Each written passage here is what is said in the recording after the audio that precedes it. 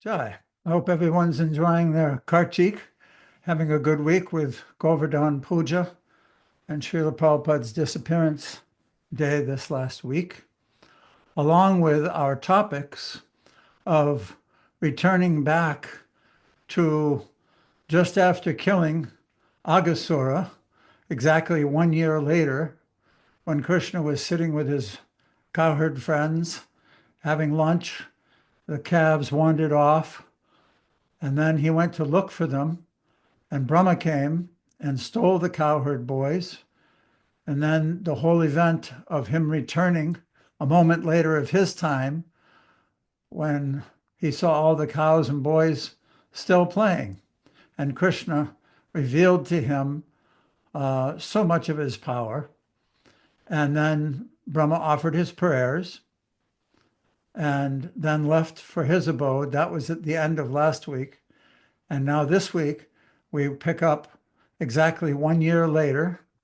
We cover the questions that Maharaj Parikshit asked Sukadev Goswami and Sukadev Goswami's answer. So in order to enter into those topics, let us go to the texts and dive in. This is November 2024, lessons 1 and 2. And for those who may not be present, our software works in such a way that you have to register for each month's class. So if you're not getting emails and you've all of a sudden not getting that, that's because you haven't enrolled in the November class. Please go on to sadhusangaonline.com and do so. Samapriya, can you pick a reader?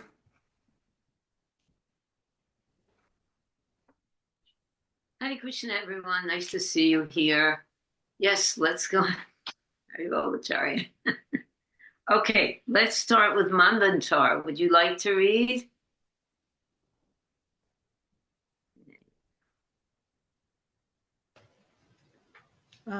Okay. I can't see the very top, so I'm not sure. Like, I know Srimad Bhagavatam chapter. Well, this is actually from the Navadvip Mahatmya. You can't see that? You can't see that? I can't see the very top. I can see the text.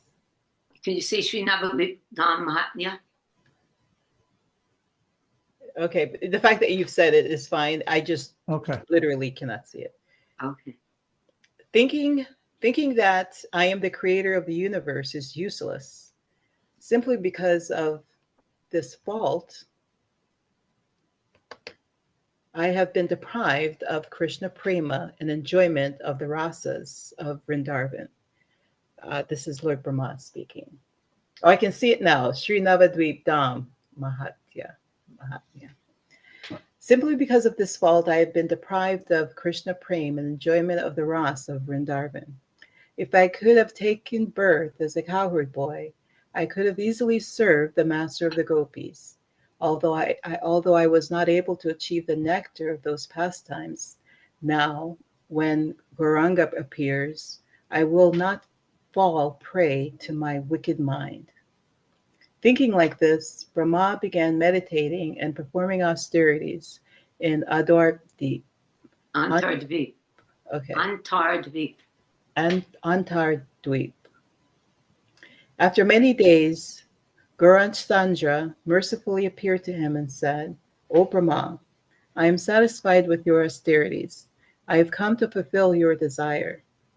Hearing Brahma's prayers, Lord Gauranga benedicted him, saying, "When my pastimes become visible on earth, you will take birth as in a Yavana's house. Your name will be Haridas Thakur, and you will be famous for your humility and will be completely free from all pride. You will chant 300,000 names a day, and when you pass from this world, you will be seeing me. And at the end of the second 100 trillion years of your life, you will attain Navadvip Dham and be absorbed in eternal ras." Brahma, hear these secret Antara words, but do not reveal this openly in the scriptures. Taking the role of a devotee, I will taste the nectar of Bhakti Ras and propagate the most rare process of Sankirtan. I will make the devotees of all the previous avatars drunk with the nectar of Vrindavan. The love of that Sri Radhika possesses is beyond my experience, so I will appear with her sentiments and complexion. Taking the position of Radha, I will taste that happiness that only Radha obtains in serving me. From today, act as my disciple, and in the form of Haridas Thakur, always serve me. Yes. Okay, let's just talk about this a little. Everyone knows Haridas Thakur, Namacharya Haridas Thakur. He is very humble devotee who got all the mercy of Lord Chaitanya. And he is an incarnation of Lord Brahma, who is the origin of our whole disciplic succession. So would anyone like to say anything about Haridas Thakur, without whose mercy we can't even chant the holy name? No one wants to say, come on, this is the best topic ever. Haridas Thakur, the most humble servant of Lord Chaitanya. Lord Chaitanya actually danced with his body. When he was leaving his body, Lord Chaitanya held him and he looked at his face. This is like the relationship between Lord Brahma and Lord Chaitanya is very, very profound, and we should all be aware of this, since he is the first person in our disciplic succession. It's a very wonderful relationship reeked with bhav. That means transcendental sentiment. Pati, you want to add something to that? I mean, I could take the whole next eternity to talk about we learn this detail. A Mahatmya. A Mahatmya is a book or a compilation of information from various Puranas and other sources that reveals the glories of a particular place where the Lord's pastimes take place. There's Mathura Mahatmya, Ayodhya Mahatmya, so many different Mahatmyas, Navadvip Dham Mahatmya, Purushottama, etc., Mahatmya. So in those books, it reveals what took place. Antardvip is one of the 9 islands. Lord Chaitanya, what happens is that Krishna in Goloka Vrindavan has his abode in the whorl of the lotus flower. We see this on the cover of the Srimad Bhagavatam. And then outside that lotus flower, there are millions of other planets, the Vaikuntha Lokas. But in Goloka Vrindavan itself, Krishna and the gopis and Nanda Maharaj and Mother Yasoda all exhibit their pastimes there. But while he's performing those pastimes, Krishna desires to feel the sentiments of being his own devotee. And Srimati Radharani is the foremost of those devotees. So he accepts her color and emotions and creates another abode where he can manifest in another form to experience those feelings. And that's Navadvip. And of course, the form is Sri Chaitanya Mahaprabhu. And several of his associates, Mother Yasoda, Nanda Maharaj, the gopis, they all take forms to assist Krishna in feeling those sentiments as his devotee. So here we see that a path is opened from the first person in our Sampradaya, showing the route so that we can also enter into those pastimes.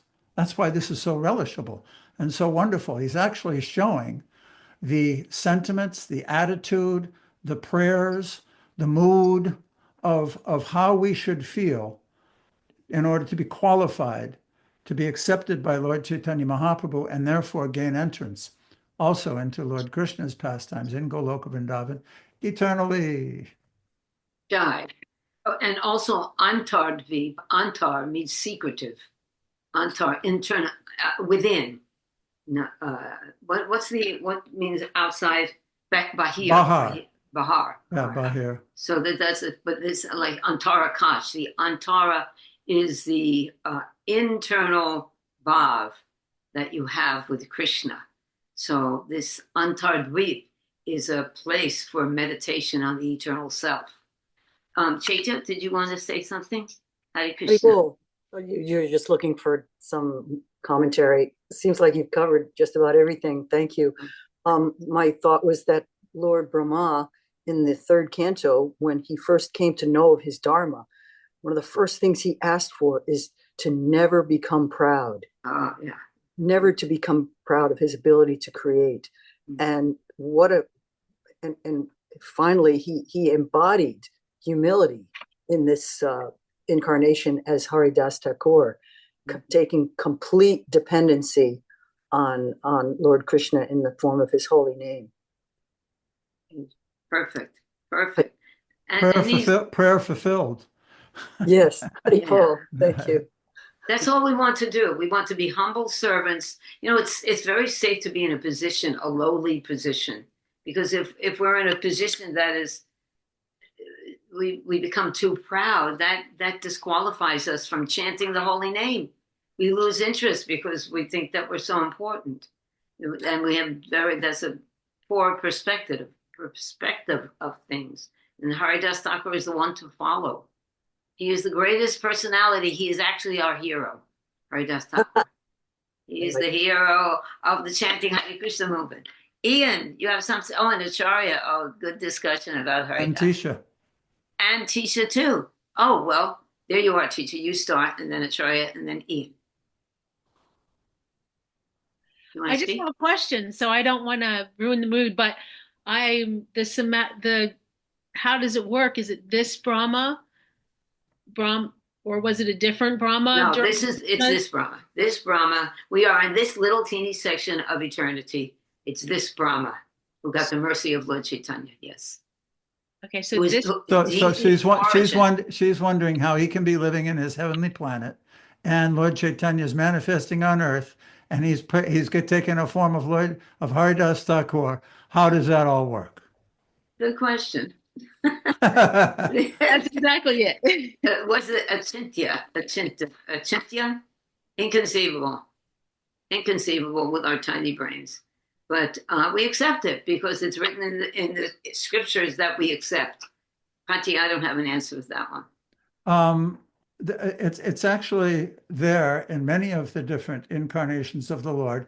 You may remember that in the beginning of Lord Krishna, as we read in the beginning of the 10th canto, how Mother Bhumi took the form of a cow and approached Lord Brahma because there was so much difficulty on her planet due to military phalanxes and huge military arrangements. And then Lord Brahma and all the demigods went to the ocean of milk and offered prayers to Kshirodakshai Vishnu. And then Brahma got a message transmitted to him that I want all the different demigods and their wives to take birth on earth in the Yadu dynasty and Vishnu dynasty so that they can assist me in my pastimes. This also happened similarly with Lord Ram. When Ravana was terrorizing the universe, they made prayers to Kshirodakshai Vishnu. He explained, I'm going to make an incarnation on earth, so you all take birth as monkeys and bears and assist me in my pastimes. So apparently, although living in the heavenly planets, because of a mystic city, because of a yoga power, they can expand themselves and be simultaneously both places. Also, not ordinary monkeys and not ordinary bears. There's a different species, Varnas, they're called, and very exalted personalities, Hanuman. Acharya, thank you, Pati. And Tisha. Hare Krishna, thank you. There's a part of this pastime that really speaks to me, and that's probably colored by my work with ISKCON Child Protection Team and Leadership Conduct Office. And that's that although as Bhagavad Gita says, apichet sudaratro, even if someone falls down, they're not disqualified from devotional service, but they may become disqualified or removed from a particular position within devotional service. So in this pastime, Lord Brahma had to, of course, in one sense, it's a blessing to take part in Mahaprabhu's pastimes, but in another sense, it could be viewed as a humiliation that, oh, you're a demigod and now you're a Yavana. So he had a lesser position. That could be on an external platform. I don't Yeah. think Lord Brahma was subjected to that. No, He was. but he still had to take what was externally perceived as a lesser position in his devotional service. Well, okay, let me just ask you. If you had to take birth in a lesser position, which of course we're in the most lesser position already, but if you had to take birth as a Muslim in Lord Chaitanya's Leela. I understand that, but I still think there's a lesson here. And it's not Okay, the well, only, you can, and it's not the only instance. Coming up in a couple of days is the anniversary of Lord Indra's prayers. And Surabhi said, this Indra, I reject him. He's not Indra anymore. He says to, she right, says you to again, Krishna, you're our Indra. yeah. Or in Mahaprabhu's pastimes, when Jagai and Madai were reformed, they didn't go back to saying, oh, we're first-class Brahmins in the town of Navadvip. They actually took up the lowest service of cleaning the bathing ghats, which is not a Brahminical duty.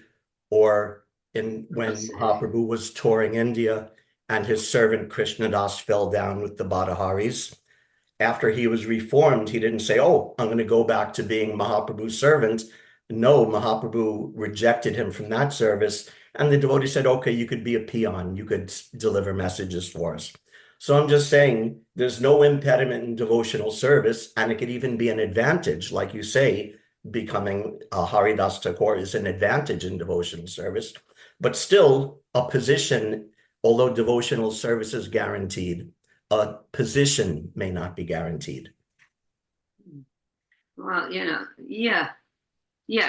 And actually, as a devotee, even though it's painful like anything, we pray to become humbler than the straw on the street.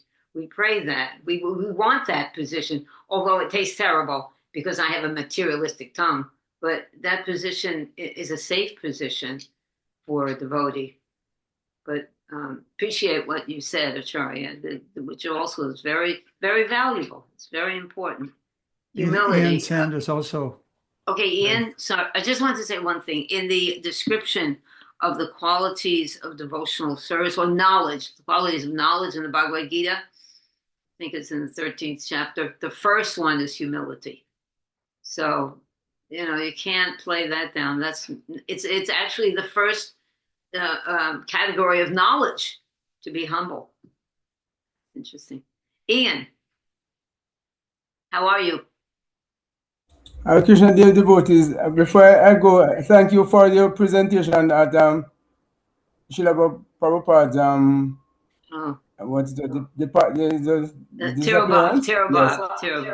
Yes, Tirobhav. Yes, so I wasn't there, but I was online and glad to see you, Prabhu, that I know, and there were some that I know that were making presentations. So I'm happy, and I'm expressing my gratitude for you, Prabhu, for Thank you. having done that service. Okay, so Srila Haridas Thakur. So I was wondering how he became Namacharya, that's number one. Number two, how, the relationship between himself and Lord Chaitanya Mahaprabhu, and how at the last stage when he was departing, Lord Chaitanya actually took his body and, had those, services done and so.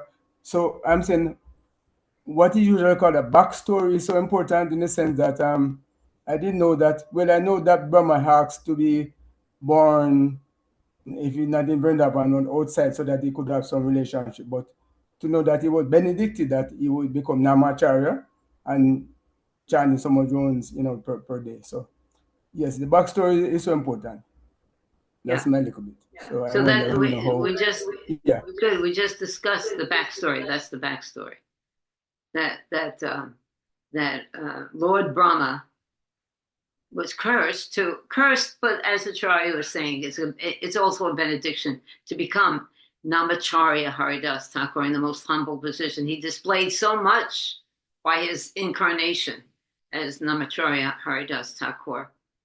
So thank you for that. And that is the backstory. And you can read this Navadvip Mahatmya. It's available. I got mine in Mayapur many years ago, but Patisan is available. The book itself is it's a parikrama with that Lord Nityananda is taking Jiva Goswami on parikrama in Navadvip, in the whole of Navadvip. So, and this is a very wonderful. When I read this the first time, it was just I was in ecstasy. It's just wonderful. Who wrote? Oh, that's Bhaktivinoda Thakur. Bhaktivinoda. So you can read that. And whoever knows where to get it, please tell Ian. Probably you can get Just it look up online. Navadvip Mahatmya. There's so many versions of it. Okay. Anyone else? And now we'll go on. And Acharya-ji, could you read the next one?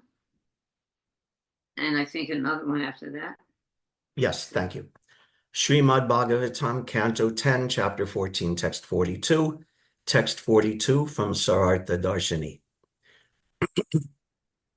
After granting his son Brahma permission to leave, the Supreme Personality of Godhead took the calves who were still where they had been a year earlier and brought them to the riverbank where he had been taking his meal and where his cowherd boyfriends remained just as before.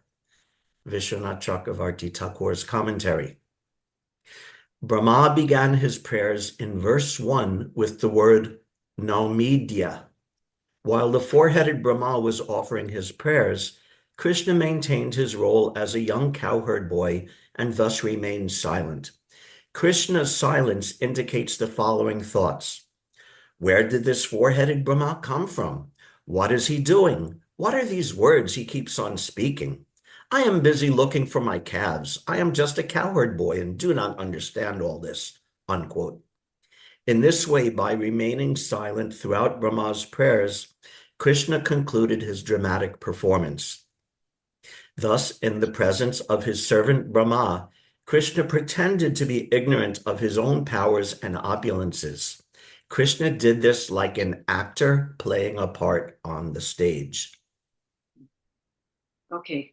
So, Patti, you had explained to me. This verse is by itself.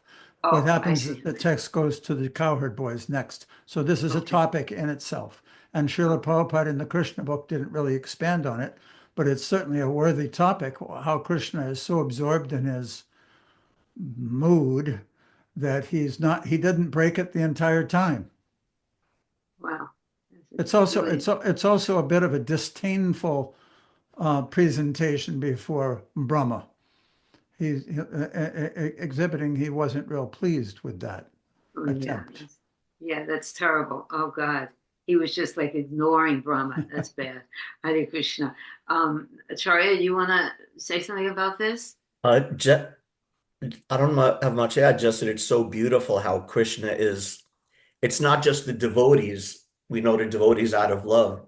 They don't see Krishna as the Supreme Personality of Godhead, but as their beloved cowherd boyfriend or son or lover or whatever.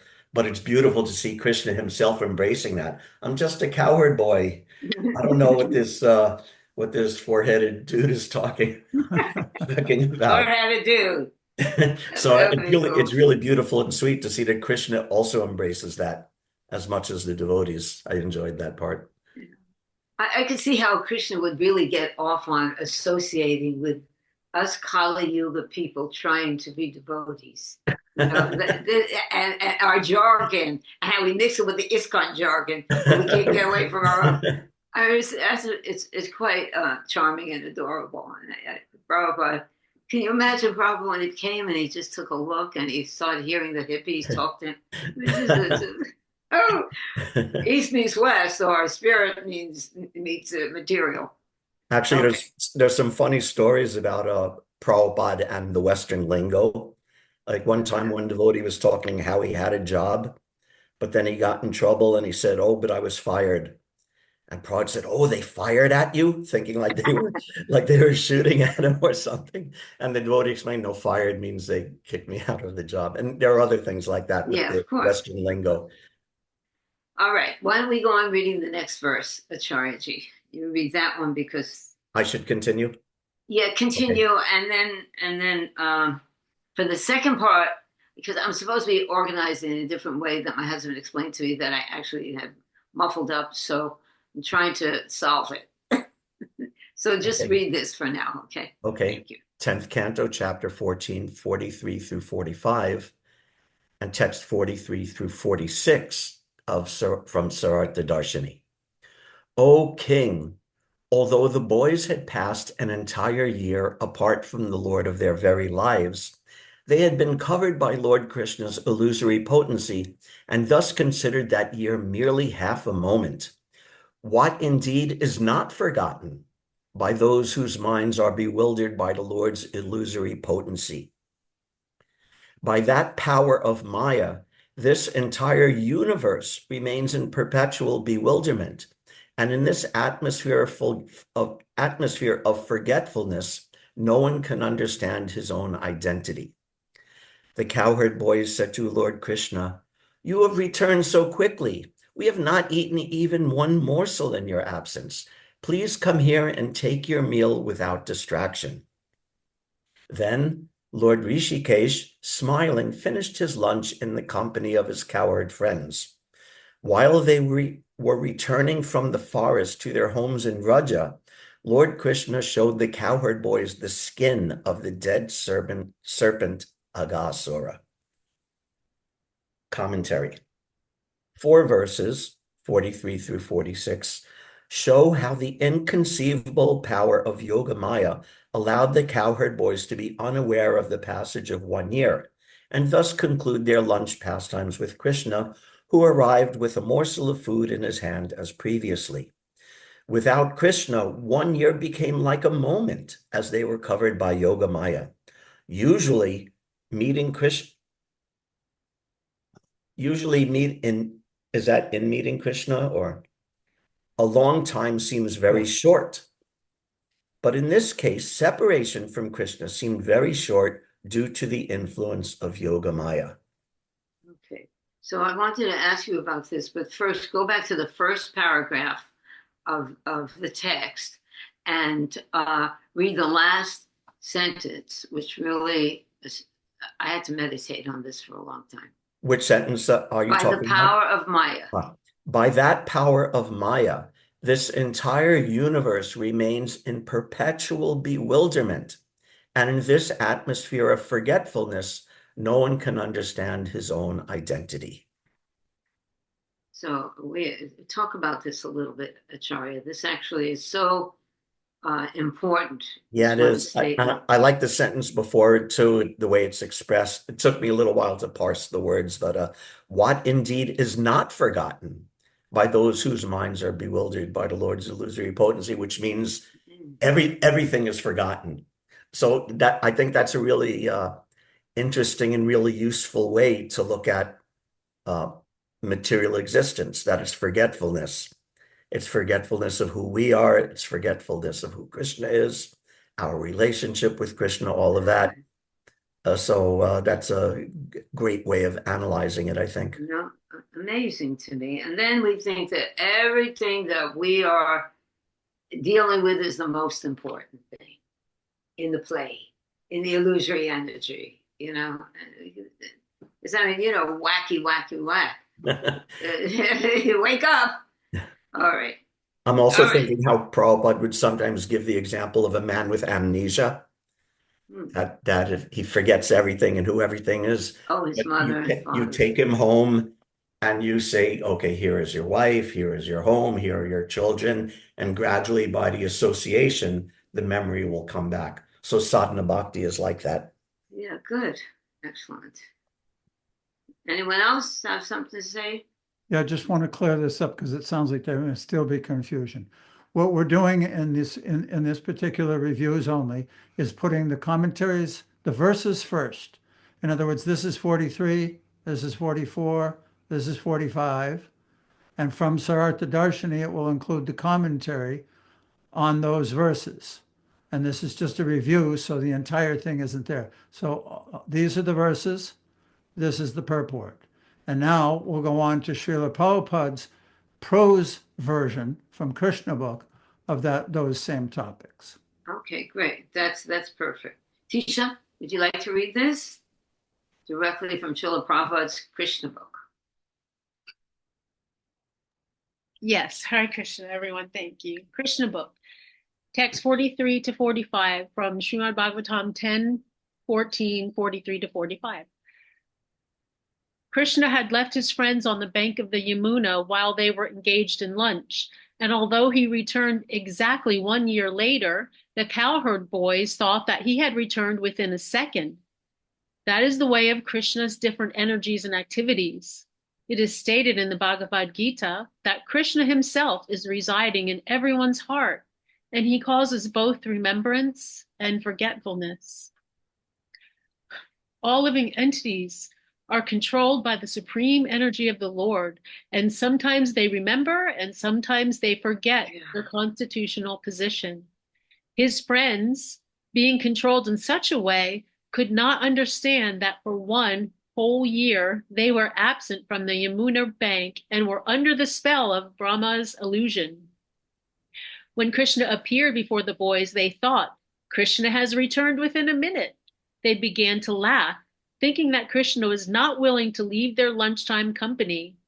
They were very jubilant and invited him. Dear friend Krishna, you have come back so quickly. All right, we have not as yet begun our lunch, not even taken one morsel of food. So please come and join us and let us eat together. Krishna smiled and accepted their invitation, and he began to enjoy the lunchtime company of his friends. While eating, Krishna was thinking, these boys believe that I have come back within a second, but they do not know that for the last year, I have been involved with the mystic activities of Lord Brahma. Okay, Tisha, what do you think of all that? No, I think it's just so cool when you think about it. It's not like anything you've ever heard. It's not like anything I ever heard anyway. So when I think about how Krishna must have felt like, oh, there was like this little trick happened and they didn't know, but this whole year has gone by and I've been home with their mothers and their sisters and their brothers and I've lived a whole year, as them. But they only think it's a second. And so it's kind of interesting, different ways to look at it. Well, and why is that? Why are they looking different at it different ways? What energy are they under? That Yoga Maya? Yoga Maya is the energy that allows for Krishna to have his pastimes. But the Maha Maya is what I was concerned about.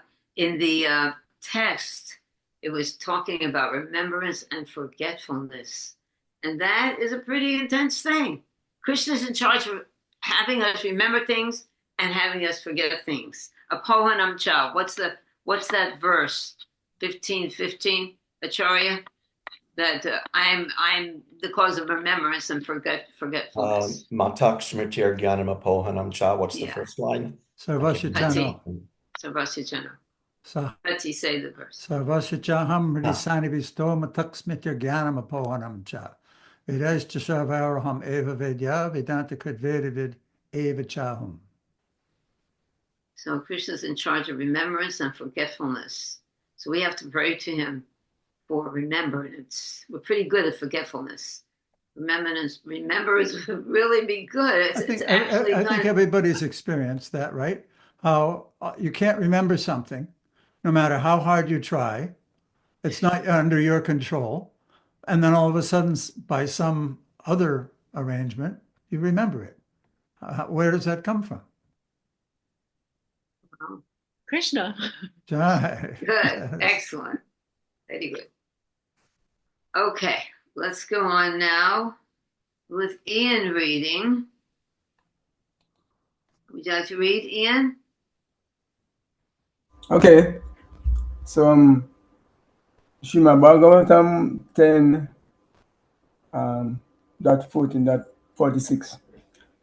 When Lord Rishikesha, smiling, finished his lunch in the company of his cohort, then Lord Rishikesh, smiling, finished his lunch in the company of his cohort friends. While they were returning from the forest to their homes in Raj, Lord Krishna showed the cohort boys the skin of the dead serpent Aghasura. Vishwanath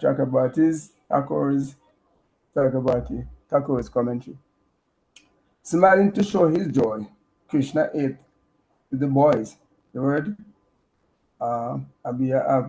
Vita, after finishing their lunch, means that even though a year had passed, there's some notes there, the food did not show any lack of taste. The word Dash Sayams showing mean that Krishna told his friends, look, here's a dead snake covered with blood. End of quote. Yogamaya had carefully preserved the snake's corpse so that the boys would spread the news of the king of Agasura in the village of Braj.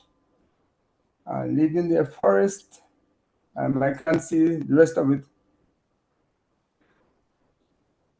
Living their forest pastimes. You can't see. No, I can't see the rest. You can't. No. Okay. Yeah, I'll read it.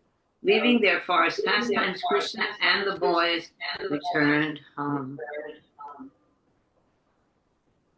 Okay. Okay. Do you want to go on and read the next one? Yes. There's an echo in your thing. You mean there was a sound, there was a vehicle just came into the yard a while ago, so I don't know if that's what you heard.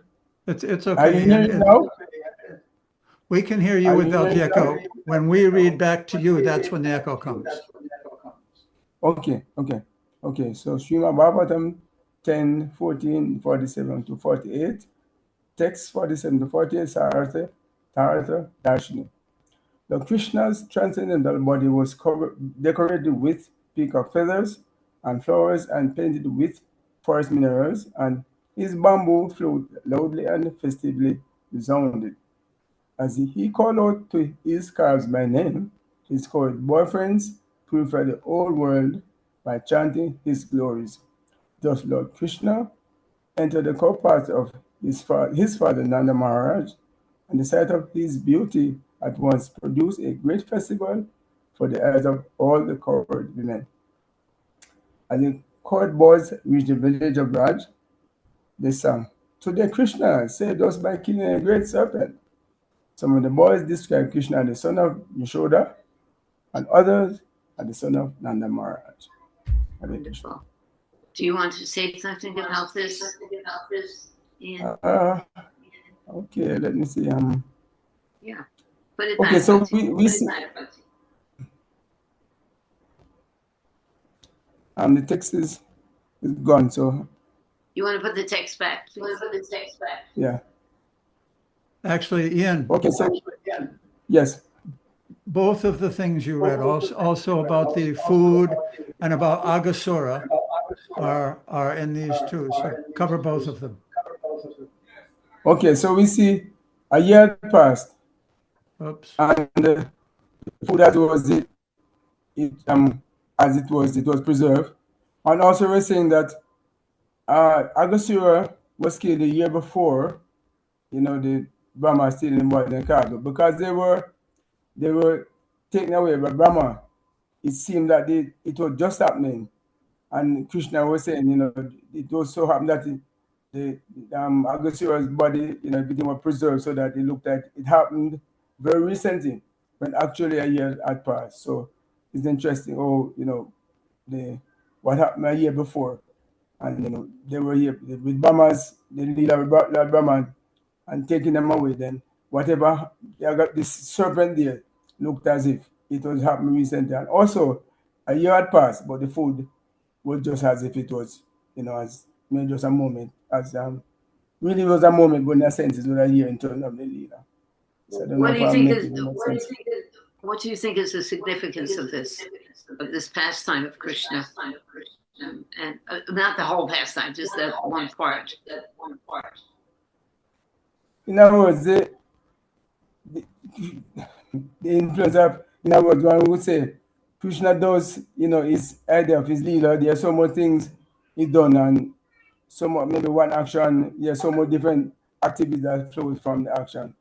So here, they're saying that Agashura is killed, but Brahma saw it. But yes, Brahma became good and tried to do something. But in the sense that Agashura is killed, the boys are taking over for a year, but in a sense, it's just a moment. But then also the leader with Krishna expanding himself in so many different activities. I was saying that with Krishna, there's so many different activities, within a leela. So I don't know if I'm making any sense.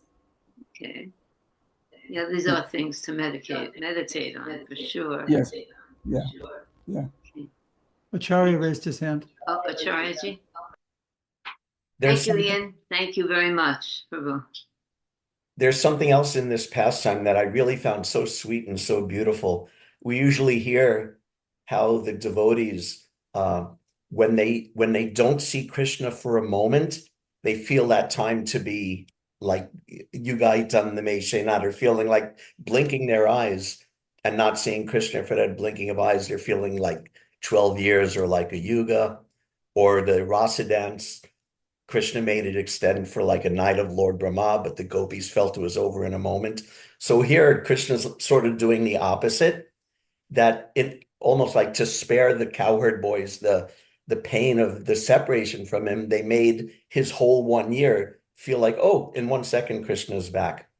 So Krishna can manipulate time in any way for his pastimes, but I just like how he did it in a different way in this pastime. I thought that was really sweet and nice. Good. That's beautiful. Thank you.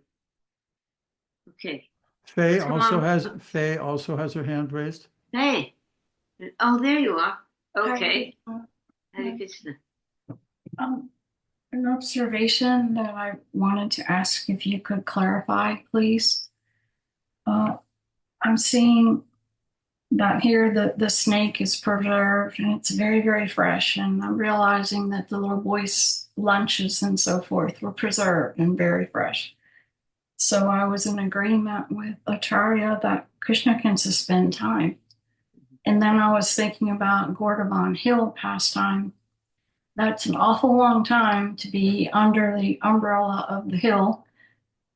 Yet someone never complained about being hungry. They were so focused on Krishna that in that suspended amount of time under Gordon Hill, everything is still fresh. You're not hungry. And then to draw a parallel to this, anything that we read of Lord Sri Krishna in his pastimes is eternally fresh.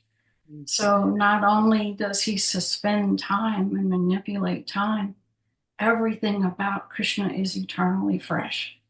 Whether it's the intricacies of his pastimes fitting together, how they mesh, or even if we consider every time I read this, it's fresher and fresher. That association of freshness, that quality is something that astonishes me. It's eternal. Eternal knowledge is like that. Thank you. One thing I Thank you wanted for to sharing add. that. Nice. It is said in the Gopala Champu, another book, that it's kind of like the Krishna book. It goes a little deeper, and because when we hear about Krishna having a pastime, it's not that they just stood underneath the hill. It was an amazing, like a whole world underneath the hill. There was a place where they walked up a stairway and they entered the hill, and there were fields and the cows and valleys and the Yamuna, and everything was present there. I mean, when Krishna shows you, that was the spiritual world. It's not that just they're standing under the umbrella and watching the rain. And, that also is astounding. But we can't even begin to imagine, and we shouldn't imagine, because it will be revealed in reality when we're at that platform somehow, what happened underneath that hill. More than you think. I mean, we see linear, and Krishna is all pervasive. So there's a lot to look forward to. Just wanted to mention that. Okay, but that was a good observation on your part. Certainly, you've been thinking about these things for many years. But we can't limit the Lord's pastimes. They're incredible. It's not just Christians holding up the hill and there's nothing happening. It's a eternity, bliss, knowledge, everything. Chetame also has her hand up. Cheta, yeah, and I want her to read next. Thank you, Faye. That was a good observation. Thank you so much. Cheta, you did you have a question? I'm And you just have to read appreciating Faye's thought on this. It's very helpful to me. And maybe to add a little bit, I was thinking of chapter 11, text 32 in the Bhagavad Gita, which says, "Time I am."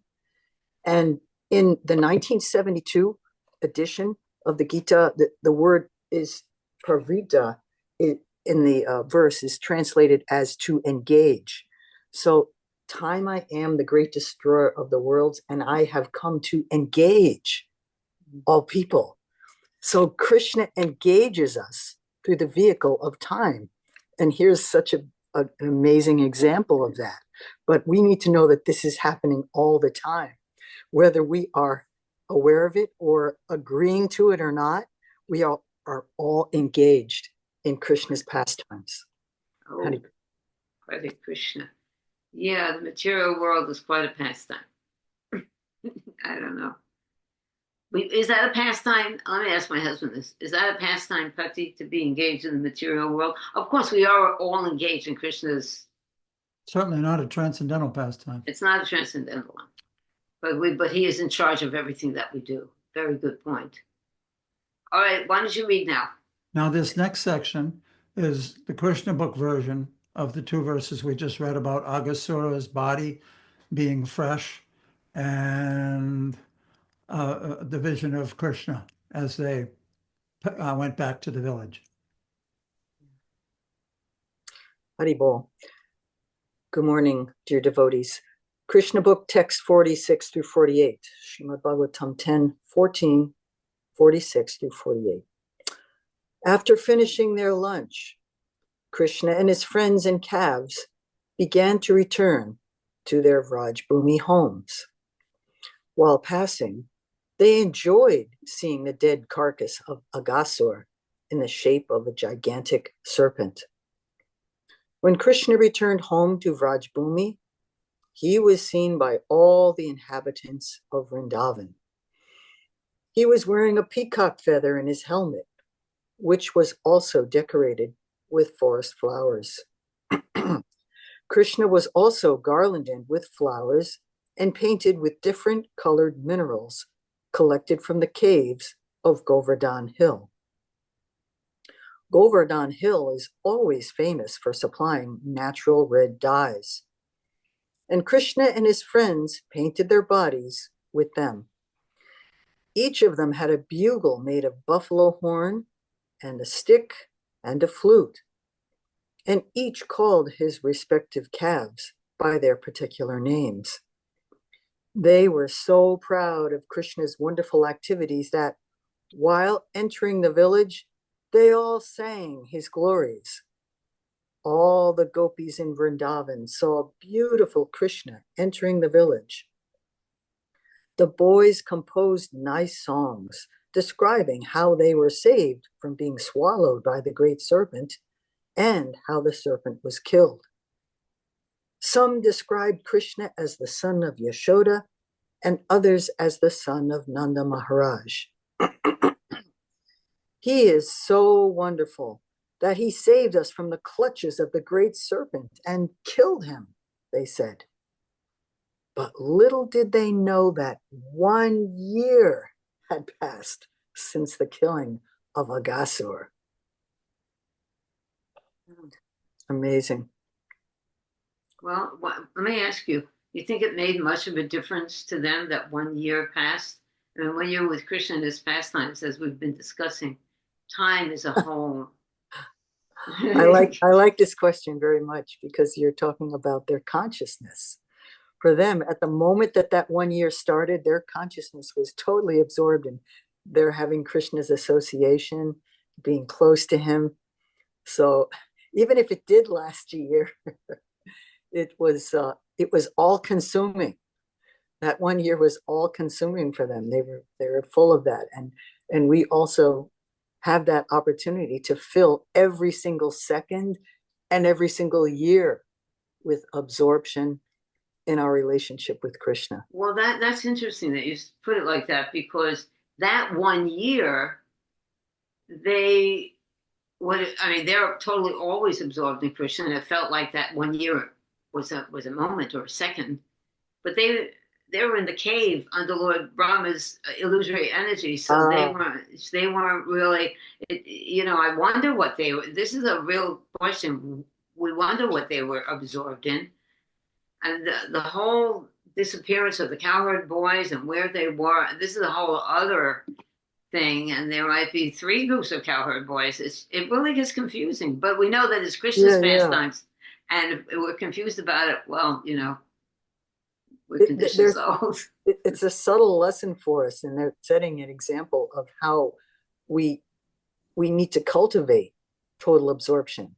Like Prahlad Maharaj, when he was being persecuted by his father, he was totally absorbed. He didn't think, oh my gosh, an elephant's coming to step on me, or oh my gosh, I'm being thrown off a cliff.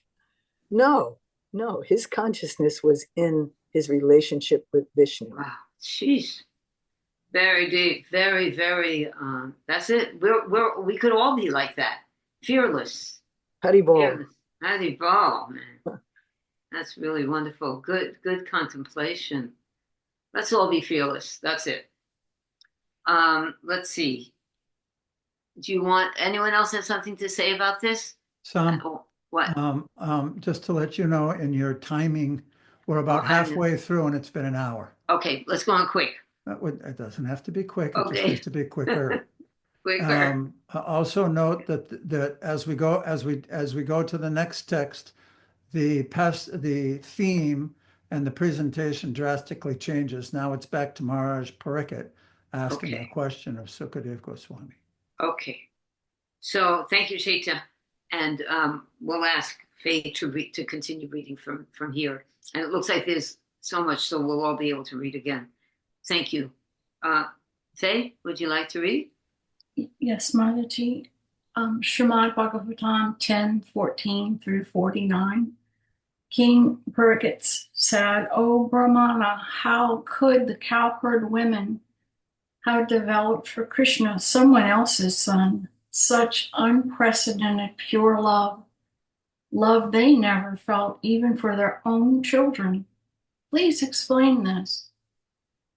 Thakur's commentary: in the previous chapter 13, it was said, although the inhabitants of Vrajabhumi, the cowherd men and cowherd women, previously had more affection for Krishna than for their own children, now, for 1 year, their affection for their sons continuously increased, for Krishna had now become their sons. There was no limit to the increment of their affection for their sons, who were now Krishna. Every day they found new inspiration for loving their children as much as they had loved Krishna. In this way, the parents of Vraj had more love for Krishna, who was the son of another, than for their own sons. Here, King Pariksit asks about this. How is it that this love for Krishna appearing as their own sons was not manifested before the pastime of bewildering Brahma? Usually parents have more love for their own children, even if others' children have better qualities. What was the cause of this contradiction to the normal experience? Okay, why don't you read the answer on the next slide?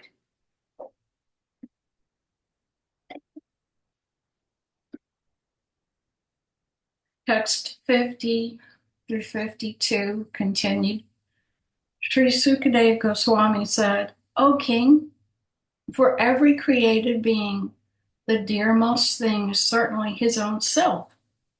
the dearness of everything else, children, wealth, and so on, is due only to the dearness of the self. For this reason, O best of kings, the embodied soul is self-centered. He is more attached to his own body and self than to his so-called possessions like children, wealth, and home. Indeed, for persons who think the body is the self, O best of kings, those things whose importance lies only in their relationship to the body are never as dear as the body itself. Commentary. In 5 verses, Sukadeva Goswami explains, O king, in this material world, it is seen that the natural tendency is to love oneself more than one's children or other persons one may claim as one's own. By understanding this, one will come to understand the final truth. The word Vallabha, dearmost, means, according to material vision, the object of great love. That love is different for each different body, as it is affirmed here by the word atare, others. Wow, this is really a deep psychological subject matter. Hare Krishna. Hare Krishna. Anyone have something to say about this real quick or not quick? Yeah, go on. I only want to say is reading ahead, the answer gets better and better. It does.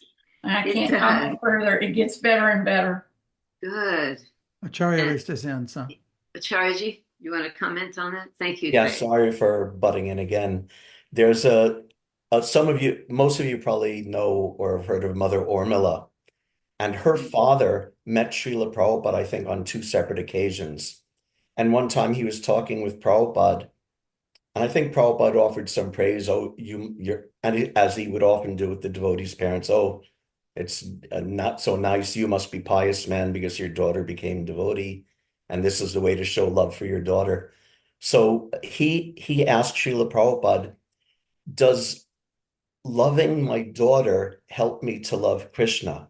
And Prabhupada said, no, but loving Krishna will help you to love your daughter. Yeah, So I thought that really fits in nicely with what's being explained here. right. Very good. Very good. I heard Prabhupada say that not in relation to Urmila, but on another occasion, he said, when someone asked him about loving their children, and he said, you love Krishna first, then you will love your children. Automatic. Very good. A selfless love also. We see this is not selfless love, this bodily concept, Not Actually, really loving selfless. Krishna first in order to love someone else is really the only real selfless love. Because just like Vishwanath Thakur is explaining here, that Vallabha in this world is all self-centered. Yeah, absolutely. Okay, that's wonderful. Thank you. Okay, shall we move on to Manvantara? We're going to read the same verse discussed in the Krishna book now. Okay, Krishna book, text 49 through 52.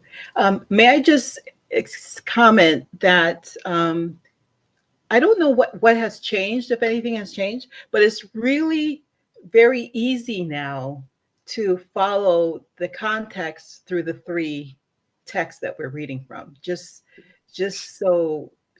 for positive feedback, whatever you're Thank doing. you. I mean, it's really good. Oh, That's thanks my for sharing. husband. Yeah, Probably because you have the book, it's helping too. maybe that's what it is. That's right. But if I were to say something, I think it's maybe starting at the paragraph in the Krishna book, like instead of like in the middle of a sentence or something. I don't know if you were doing that before and not doing that before, but right now it's just really nice to follow through the 3 different. Okay, good. Good that you like that. My husband's working on it. He's been working on it to make it easier because It is easier now. Yeah, it's a little complicated studying. Yeah, 2 but it's books. really good now. It blended nicely. Thank Yeah. you. glad that you feel that. All right. Sorry about that. Okay. No, In it's good. regard, Maharaj Pariksit asked Sukadeva Goswami how the inhabitants of Vrindavan suddenly developed so much love for Krishna, although Krishna was not a member of any of their families. Maharaj Pariksit inquired, during the absence of the original cowherd boys, when Krishna expanded himself, why is it that the boys' parents became more loving toward him than toward their own sons? Also, why did the cows become so loving toward the calves more than toward their own calves? Sukadeva Goswami told Maharaj Pariksit that every living entity is actually most attached to his own self. Outward paraphernalia such as home, family, friends, country, society, wealth, opulence, reputation, etc., are all only secondary in pleasing the living entity. They please only because they bring pleasure to the self. For this reason, one is self-centered and is attached to his body and self more than he is to relatives like wife, children, and friends. If there is some immediate danger to one's own person, he first of all takes care of himself, then others. This is natural. That means more than anything else, he loves his own self. The next important object of affection, other than his own self, is his material body. A person who has no information of the spirit soul is very much attached to his material body, so much so that even in old age, he wants to preserve the body in so many artificial ways, thinking that his old and broken body can be saved. Everyone is working hard day and night just to give pleasure to his own self, under either the bodily or spiritual concept of life. We are attached to material Possessions because they give pleasure to the senses or to the body. Okay, thank you. I couldn't see that last Yeah. word. So what can you comment on this being in a position in your work in life? No, it is actually a very true statement. It's just that what I find is that people are not honest with themselves. They're not willing to admit that, okay, because it borders on the concept of selfishness. And so they purposely, people just purposely won't admit that that they love themselves first and foremost, but their actions show it on a moment to moment basis. But no one will say to you that, yeah, that's true. I love myself first. Oh, nice. That was good perception. Yeah, which would indicate also that they maybe are a little bit ashamed of that, or they know it's not actually such a noble quality to be so self-absorbed. Right. So that's see. But I remember Anne Frank. I read about Anne Frank when I was a kid. She always had faith. She always had faith in human beings are basically good, and that was a very positive outlook. But the point is that human beings we have an understanding and we have everything there to become self-realized. So if we don't use this life for self-realization, then it's actually a waste. It's a great big waste. Actually, this section gives an interesting study on affection and where to place it and why it's placed there. Because we all have affection for different things and different people and whatever. And by reading this, it will come to reveal, and as promised in the earlier first verses of the Srimad Bhagavatam, it will help us distinguish reality from illusion. Sama, Ian has his hand raised. Ian, yes. Yeah, Hare Krishna. So quickly, I was wondering, there is a statement that says self-preservation is the first law of nature. I think you said that that's number one. Number two, I think you're saying that if you're in danger, you try to save yourself first, yes, and then save others. And also, I'm thinking that in the material world, aren't we inherently selfish? I'm wondering, is it we are inherently selfish? In other words, as I try to say that, Manmantara, we tend to take ourselves first. So isn't that saying that we are inherently selfish because in the material world is it maybe a feature that we are inherently selfish? Well, and this is a good question. All right, turn off your thing so we can address that.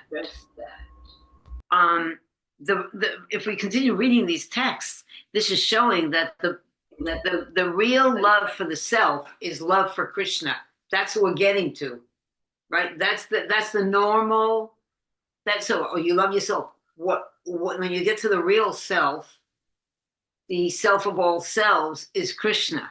So it's a perverted reflection. This kind of self-absorption is a perverted reflection of pure love for Krishna. Am I right, Patsy? Yes, Right? very nice. So, Yeah. so therefore, Ian, we can't say that the jiva, the spirit soul, is inherently selfish. When it gets covered by a hankar and enters the material tabernacle, that's when that feature, because it's perverted, the tendency and impulse to love becomes self-focused. Whereas we see that one of the features that we're so much appreciating in the residents of Vrindavan is that their first concern is Krishna. Yeah. And it's also to love and be loved. We want to be loved, and we want to have that loving exchange and that loving relationship. And it gets all perverted in this material world. And some, we might see an upstanding person who's defending his family and his children, but we just read something about how this is actually an illusion to think that, it takes us away from the real goal of loving Krishna. Not that you shouldn't love your children, but real love comes first from Krishna, Yeah. So I was just asking question because I'm thinking, yes, the real love is that love we're searching for is the ultimate love that is Krishna. But because we are in the material, that's why I said, could it possibly be that because we are in the material world, then we look at we are inherently selfish? But I tend to realize, yes, that's I made a reference to the material world. But I realize that the gold standard is those residents of Vrindavan. So we understand, so yeah. That's good. It's That's very good. That's very good. Yes. Opposite. Yeah. It's an opposite kind of love. We're not satisfied because we don't have love for Krishna. We don't have a relationship with Krishna. We don't have that fearlessness. So we're always searching for it to fill ourselves and our family and our friends and everything. And we're desperate. The living entity is desperate for love because the essence is love. And we're not getting it because we're not. It's just like Prabhupada talks about waking up a man who's sleeping and thinks he's getting eaten by a tiger, and you say, "Wake up, wake up!" But and then he can see that there's no tiger, But we're fearful that if we don't love ourselves and get all our things and protect that there's nothing. But that kind of keeps everything away. We're not able to really love. And that's why it's so important to hear from the pure devotee, seriously. We have to hear about this. This is a very confusing subject matter to a materialist. Very good. Acharya-ji, would you like to continue?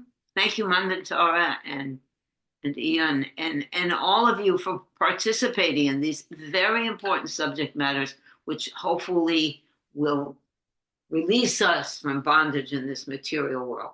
Hare Krishna. Let's go on. Acharya. Srimad Bhagavatam 10:14, 53 through 54, Sarartha Darshini. If a person comes to the stage of considering the body mine instead of me, he will certainly not consider the body as dear as his own self. After all, even as the body is growing old and useless, one's desire to continue living remains strong. Therefore, it is his own self that is most dear to every embodied living being, and it is simply for the satisfaction of this self that the whole material creation of moving and non-moving entities exists. Commentary. The body is dear only because of the soul. When a person who thinks, quote, "I am this body," unquote, becomes a little wise, he begins to understand, quote, I am not this body, rather this body is mine, unquote. At that time, the soul becomes dear to him. Then the material body is not as dear as the soul to him. This means the body is only dear because it has a relationship with the soul. Very good. Okay, this is getting more clear. Let's finish these verses and then we'll have another discussion. Thank you, Acharya. Teacher, why don't you read the next one? And at the end of reading these another couple of verses, this is the conclusion, actually, of what we've been reading. This is text 55, Sarata Darshini. You should know Krishna to be the original soul of all living entities. For the benefit of the whole universe, he has, out of his causeless mercy, appeared as an ordinary human being. He has done this by the strength of his internal potency. Commentary. This verse establishes the conclusion of the discussion. When one sees the truth, he realizes that the individual spirit soul is only an intermediate object of love. The final highest object of love is Krishna alone. When one sees the truth, he realizes that the individual spirit soul is only an intermediate object of love. The final highest object of love is Sri Krishna alone.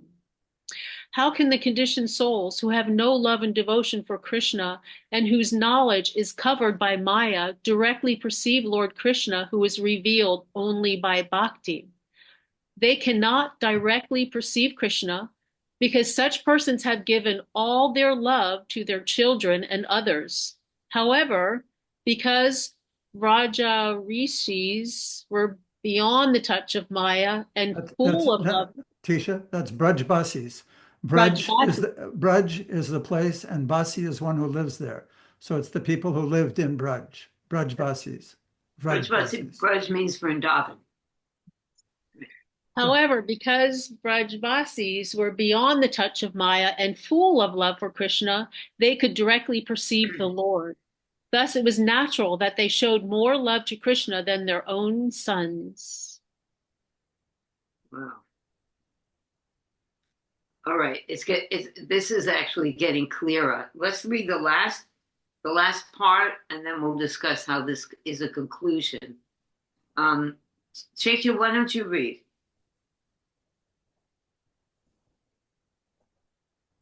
Chaitya, are you there? Hare Krishna, yes. Yeah. Sorry. Okay. Krishna book text 53 through 55. The attachment to the body is there only because the I, the spirit soul, is within the body. Similarly, when one is further advanced, he knows that the spirit soul is pleasing because it is part and parcel of Krishna. Ultimately, it is Krishna who is pleasing and all attractive. He's the super soul of everything. And in order to give us this information, Krishna descends and tells us what the all-attractive center, that the all-attractive center is he himself. Without being an expansion of Krishna, nothing can be attractive. Whoa. Whatever is attractive within the cosmic manifestation is due to Krishna. Krishna is therefore the reservoir of all pleasure. The active principle in everything is Krishna. And the highly elevated transcendentalists see everything in connection with him. Anyone who takes shelter of the lotus feet of Krishna enters the boat for crossing over the ocean of nescience.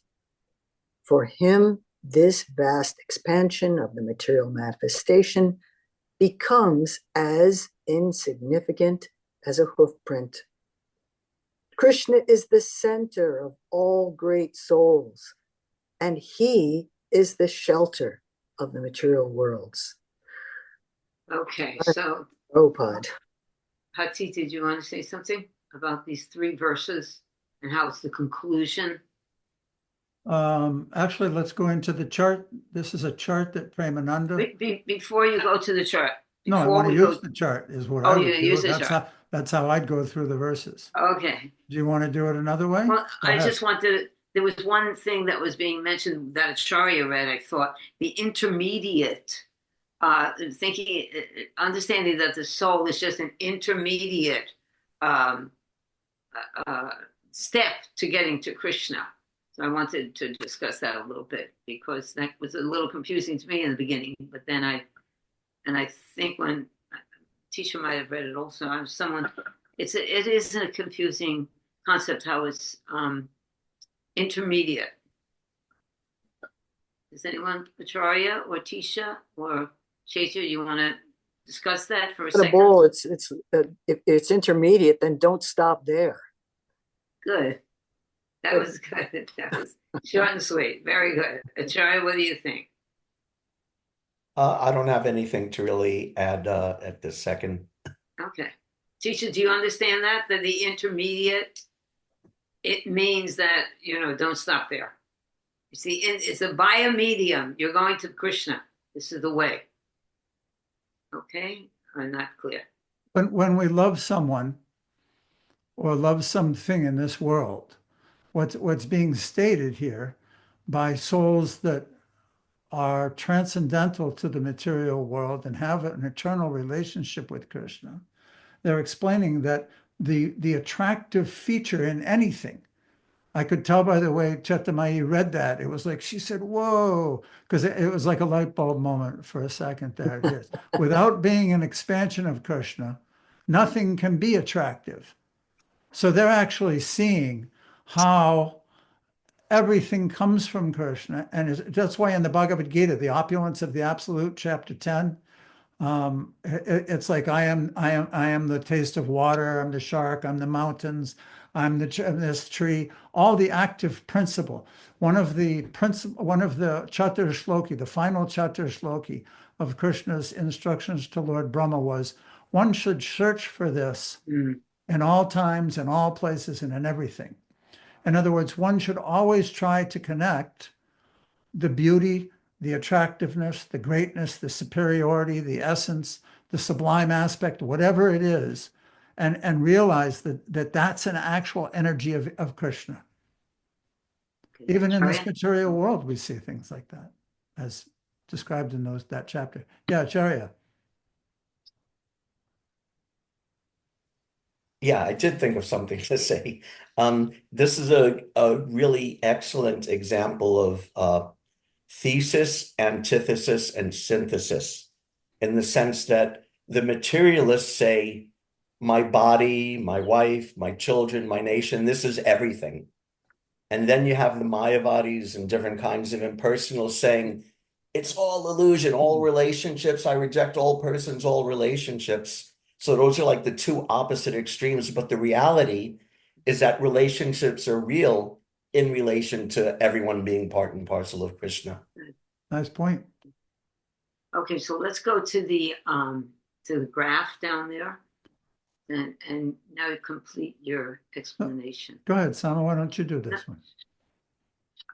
I'm tired, that's why. Oh, You okay. do it. Premananda presented this nicely. And what it does is it actually goes from the bottom up. But most times we see charts that kind of go down.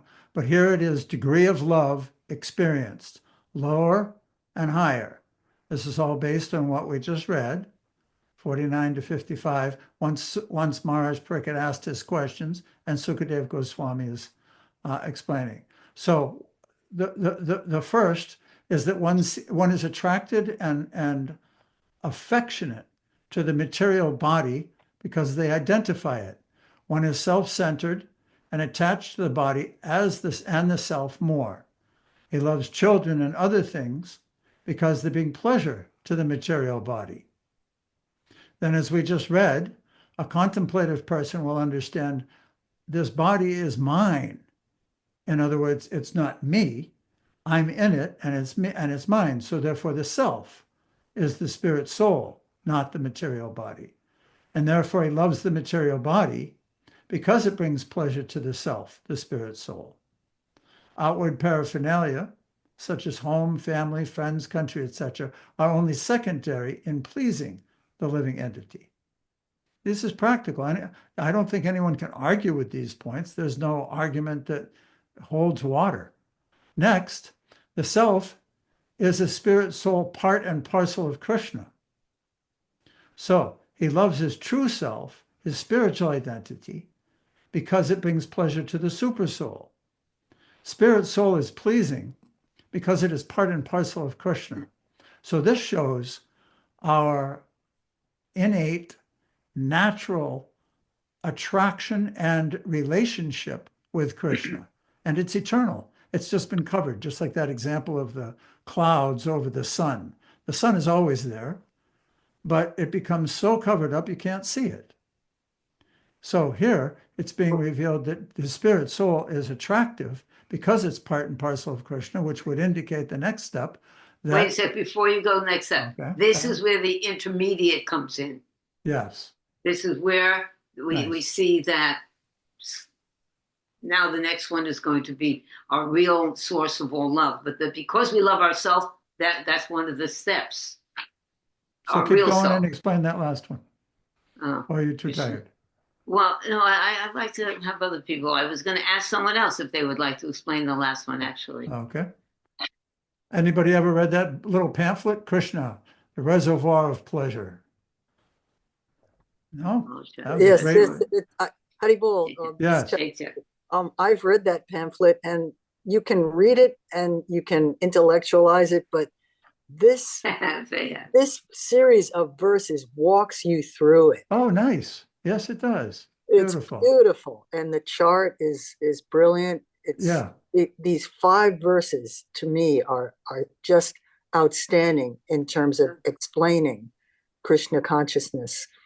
One idea that occurs to me is that these 5 verses could be engaged when one is in a hospice situation. Oh, interesting topic. Yes. Mother Sangeeta recommends Yes. that you read parts of the 2nd chapter of the Bhagavad Gita Uh-huh. in terms of the body and the soul. But this really tells you, okay, so if I'm not my body, then what am I? Yeah, the next steps. Exactly. Good. All right, so let's go. Why don't you go back to it and read it? Okay. So here, Krishna is the soul of the universe. The universe, just like our body, has a soul. And everything is attractive and functioning and alive and organized because the soul is in the body. Proof of that is that when it leaves the body is no longer functional. Similarly, Krishna is the soul of the universe and the super soul present in the hearts of all conditioned souls. Krishna is the highest object of love, pleasing and all attractive, reservoir of all pleasure. Great love is felt for him. Thus the Braj Gopis loved Krishna even more than they loved their own sons. And this is the conclusion There it is. and answers the question that Maharaj Pariksit asked. How is it possible and why did the mothers and fathers love their Krishna in the form of their sons more than they loved their own sons? And this is the actual essence of the answer. Wow, and it's just a real evolution. This whole thing that we've been discussing this morning is the evolution of this kind of love and why it's actually not selfish. Ian was talking about how it's, we're selfish in the material world because we love our immediate family and our immediate surroundings and our everything to do with the body. It's such a revelation to understand that we are the eternal soul. We're not the body. That we have to realize that. I'm determined. Let's do it. Okay. Okay. Anyone have any any more questions, comments? I think we're all appreciating hearing from a self-realized soul. In this case, Sukadev Goswami, answering that question so thoroughly, precisely, and getting down to the real essence of why it was so, helps us all understand ourselves and our lives better. Manvantara? Yeah, sorry. Yes, so it is. It also helps me to appreciate when Krishna says in the Bhagavad Gita to Arjuna that it's lust only, Arjuna. So it gave me a better understanding of the word lust, and that it's not just simply used for, like vanity things that I was Gross, thinking. gross sense Yeah, gratification. right. So the definition of love, the way it's being described, is it gives an elevated response to what Krishna was saying to Arjuna. Good. That's beautiful connection. Thank you. It's also wonderful how part of that we read over and over again is that the Lord, out of his causeless mercy, descends and performs pastimes to attract the living entities, right? I mean, that's his purpose. He wants to attract them back to him. So when we hear these revelations that the mothers and fathers of children and cow mothers of their calves loved their Krishna expansion children more than they love their own children, it's enlightening. It's natural. It's actually natural. It is natural. Because Krishna is the source of love. And when we love Krishna, we are harmonious. That's it. That's the perfection. That's what we want.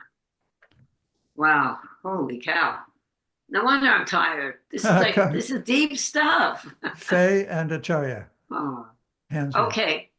You have your hand, whoever had their hand raised. Oh, Manvantara and Acharya. Manvantara, are you still have your hand raised? No, she doesn't. Acharya does. Yeah, I also wanted to, really try to express some appreciation. Like if you just, like if you go to Bhagavatam class and you hear one verse, you don't always hear, like we've been hearing, like over the course of 5 verses, how so much comes out. And I know, even if I read those 5 verses on my own, and I'll get something, but hearing, with Dhruva and Samapriya Prabhu's, great presentation and all the devotees sort of everybody, yeah, giving their realization and churning it all, it just like blows the realizations up like a million times. So I just wanted to say how much I really appreciate that. Yeah, wonderful, thank you. I really feel like I'm getting agreement. From this. That is sadhu sangha. It does that. It enhances it. Everything. Thank you, Acharya. That's very kind. Ian, did you want to say something? Okay, so this said, yes, it is said that sadhu sangha is the best medicine. Sadhu sangha is the best medicine. Thank you, Prabhu. This is yes. All based on our desire for sadhu sangha, and that we are relishing that there are other souls who want to hear deeply about these topics. So we're the ones who are benefiting. Yes, we're all thank benefiting. You all. Thank you, everybody. Okay, thank you. Hare Krishna. Hare Krishna. Vanchakal Patobhyascha. Kripa Sindhubhyascha.